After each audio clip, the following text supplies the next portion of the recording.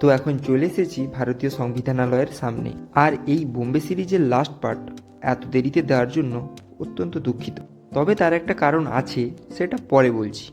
ফার্স্টে বুঝতে পারলাম যেটা ভারতীয় সংবিধানালয়। তো ভারতীয় সংবিধানালয় পেরিয়ে এবার চলে যাচ্ছি ইন্ডিয়া গেট। দেখা যাক। হ্যাঁ, আর এখানেও ট্যাক্সি করিনি, হেঁটে হেঁটেই পৌঁছে গেলাম। স্টার বক্সের পেছন দিয়ে যাচ্ছি, পুরো কফি বন্ধ। Star box. সো ইন্ডিয়া গেটের পাশে চলে এসেছি, এন্ট্রি পয়েন্ট। জানি না কি ব্যাপার, পয়সা নেবে ফ্রি, দেখা যাক। সো ইন্ডিয়ান গেটের সামনে চলে এসেছি। রিনোভেশনের কাজ চলছে মনে হচ্ছে। আর এই সি ভিউ, আর এই পাশে তাজ হোটেল। ওকে, সিকিউরিটি আগের মতো ঝামেলা করেনি, ল্যাপটপ আছে, মোবাইল আছে, এইসব নিয়ে।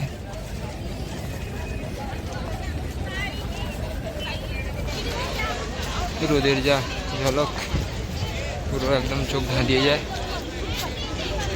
বিকেলের টাইম এলে খুব ভালো হয়, দুপুরের টাইমটা খুব একটা ভালো না। রিসর্ট এগুলো। স্বামী বিবেকানন্দ স্ট্যাচু, ওইদিকে ছত্রপতি শিবাজি মহারাজের স্ট্যাচু, আশা করি দেখতে পাচ্ছেন। ওই স্ট্যাচু, সিগাল পাখি সব জলে ভেসে আছে কিরকম, পুরো একদম ওইদিকে বোট, আর ওইদিকে একদম পোর্ট।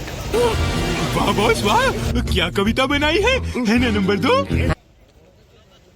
তাই এখানে বলে রাখি, এমনিতেই খুব রোদ্দুর, তার উপর মোবাইল হচ্ছিল ভিডিও রেকর্ডিং, যার জন্য মোবাইলে টেম্পারেচার অ্যালার্ট এসে গেছিলো। সেই কারণে এই মোবাইলটা রেখে অন্য মোবাইলটাতে ভিডিও রেকর্ডিং করছিলাম, কিন্তু তার একটা ক্লিপও এই ভিডিওতে দিতে পারিনি, কারণ পরবর্তীতে এসে যায় মোবাইলে গ্রিন লাইন ইস্যু। তাই রিপেয়ারিং করতে গিয়ে ভিডিও অনেক এদিক ওদিক হয়, তার উপর ওই ভিডিওটার ক্লিপ যে পেনড্রাইভে ছিল ওটাও নষ্ট হয়ে যায়। সেই জন্য লাস্ট পার্টটা আসতে এত দেরি। আমার তো মনেই হচ্ছিল বোধহয় ভিডিওটা দিয়ে উঠতে পারবো না। আর হ্যাঁ, মোবাইলের সমস্যার কি গল্প সেটা যদি জানতে ইচ্ছেই হয় তাহলে কার্ডে দিয়ে দিচ্ছি, এখান থেকে দেখতে পারেন।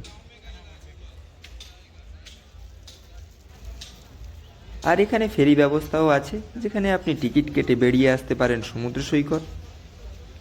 তবে যাই বলি, এই রিনোভেশনের কাজের জন্য এক্সপেকটেশনটা মাঠে মারা গেল জাস্ট। তবে এই সুদৃশ্য তাজ হোটেল সেই দুঃখটাকে অনেকটা প্রশমিত করে। গাইজ, গাছে তো ফল লেগে থাকতো সবাই দেখেছি, এই দেখো গাছে পাখি লেগে আছে, পুরো পায়রাতে ভর্তি।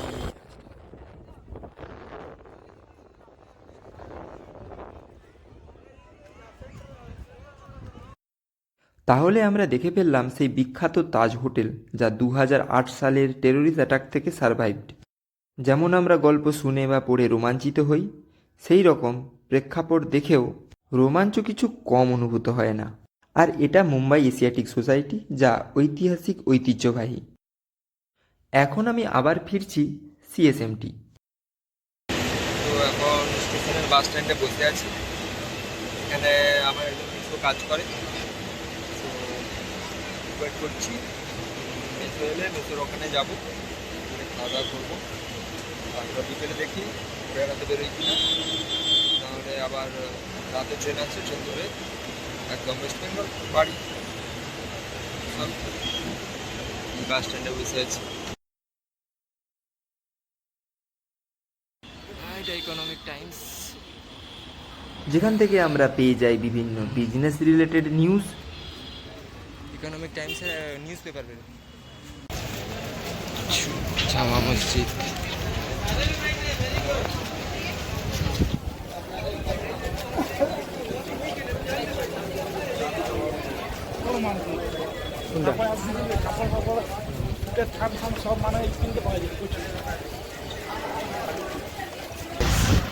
যেমনটা দেখতে পাওয়া যাচ্ছে।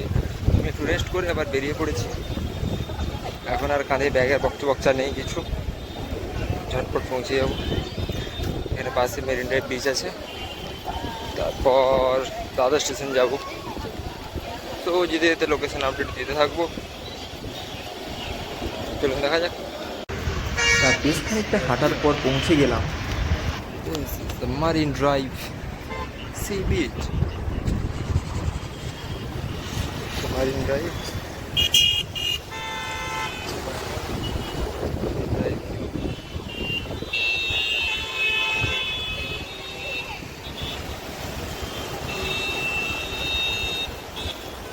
সমুদ্রের তীরে গড়ে ওঠা শহর।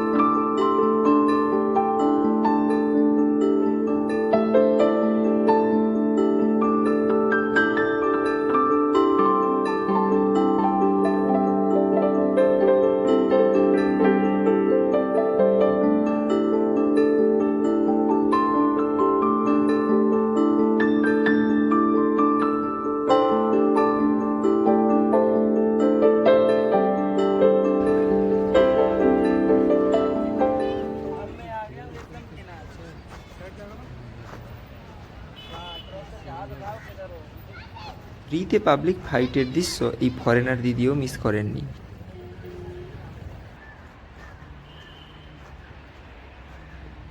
বিকেল যত বাড়ছে সবাই তত ভিড় জমিয়েছে এই সমুদ্র তটে আড্ডা দিতে। এখানে একটা ভালো জিনিস দেখতে পেলাম, তাই দেখাচ্ছি। মেরিন ড্রাইভ ক্লিনিং চলছে পুরো একদম মেশিন দ্বারা।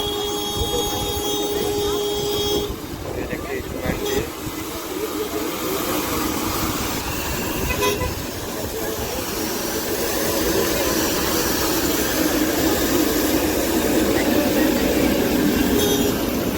পুরো ধোয়ার গাড়ি আমরা একদম পরিষ্কার করে চলে যাচ্ছি।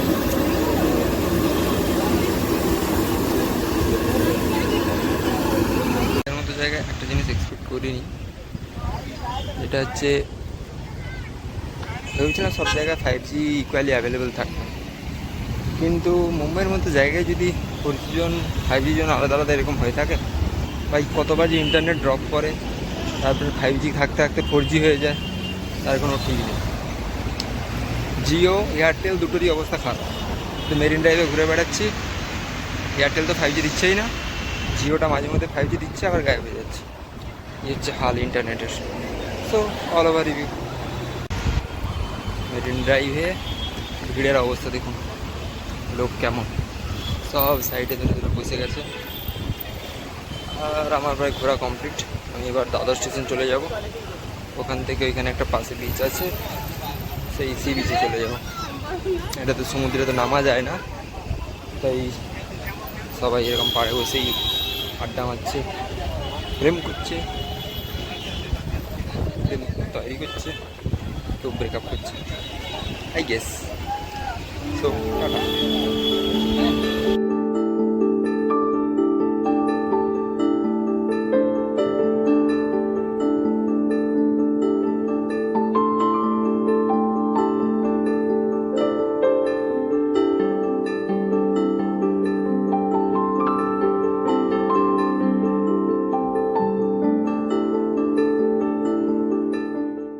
এখন আমি দাদর যাওয়ার জন্য ট্রেন ধরতে চলে এসেছি চার্চ গেট।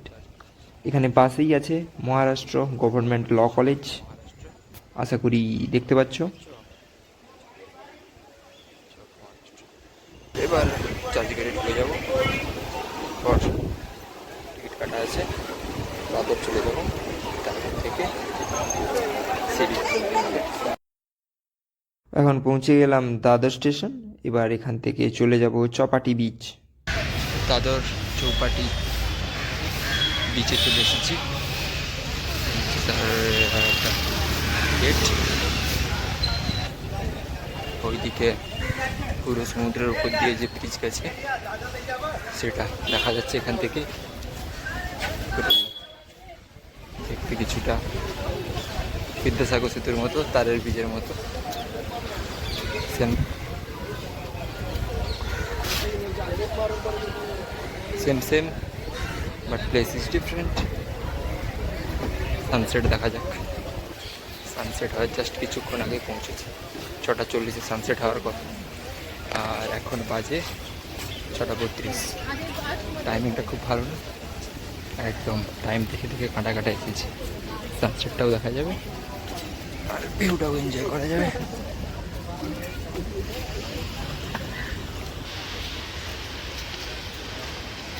এই হচ্ছে জল, এখন এতটা চলে আসছে।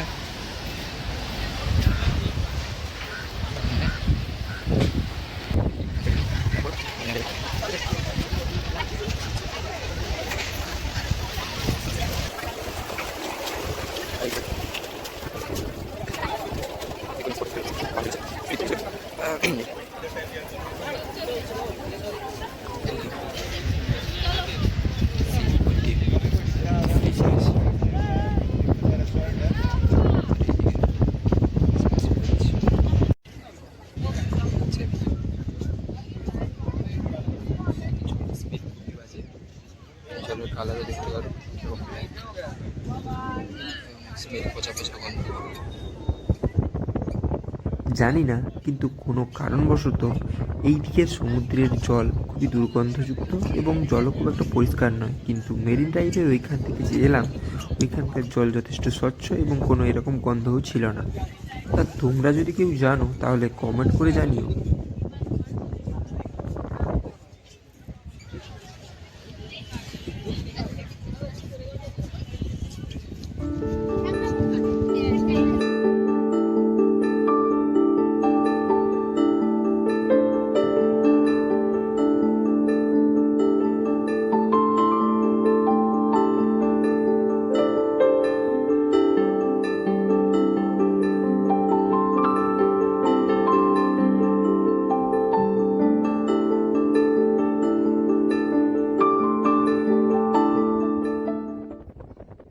কি লেখা আছে ওটা?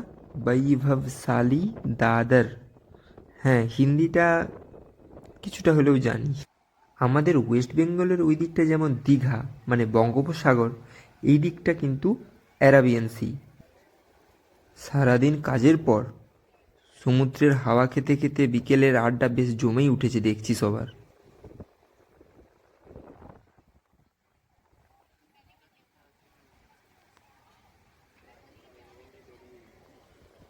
সো এটা হচ্ছে আরাবিয়ান সি। ওকে,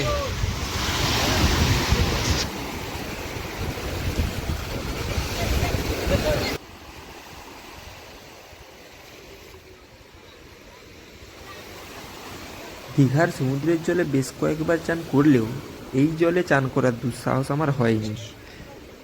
তবে ছুঁয়ে দেখলাম, তাহলে বলতে পারবো কমসে কম দুটো সমুদ্র ছুঁয়ে দেখেছি।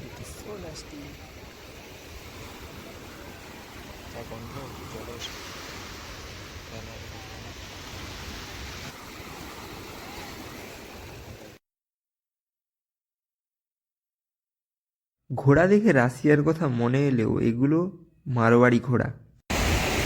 মজা দেখি মজা।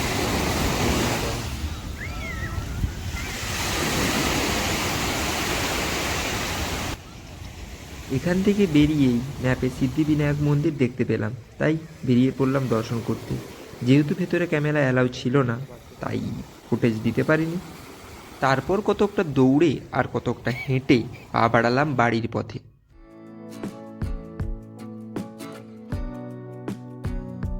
এইভাবেই 3 দিনের জার্নি শেষ করতে আমার বছর কেটে গেল। থ্যাংক ইউ আমাকে ফিরিয়ে আনার জন্য, আর অসংখ্য ধন্যবাদ এই ভিডিওটি দেখার জন্য। আর সবাইকে হ্যাপি নিউ ইয়ার। এইভাবেই কিছু লেট আর কিছু আপডেট ভিডিও দেখতে হলে সাবস্ক্রাইব করুন, আর বেল আইকনটা প্রেস করতে জাস্ট ভুলবেন না।